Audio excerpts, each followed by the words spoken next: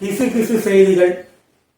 மகாவீரரின் தாயார் பெயர் கொண்ட நடிகையும் அவருடன் தனி விமானத்தில் உடன் சென்றார். அது யாருங்க நடிகை? நல்ல வேளை மகாவீரர் யாருன்னு கேட்காம போயிட்டிய. கொஞ்சம் பயந்துட்டேன். ரொம்ப கிண்டல் எல்லாம் பண்ணாதீங்க.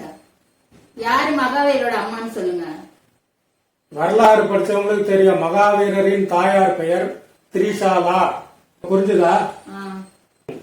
அட ஆமாங்க, நடிகர் விஜய் த்ரிஷா 2 பேரும்.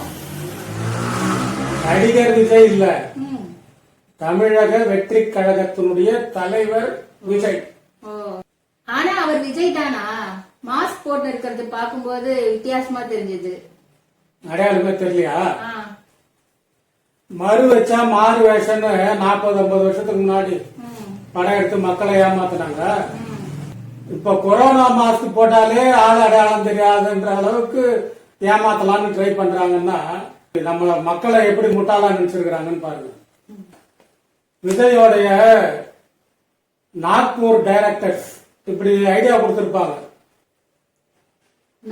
நாக்பூர் டைரக்ட் பண்ற படத்துல த்ரிஷாவும் விஜய் நடிக்கிறாங்களா?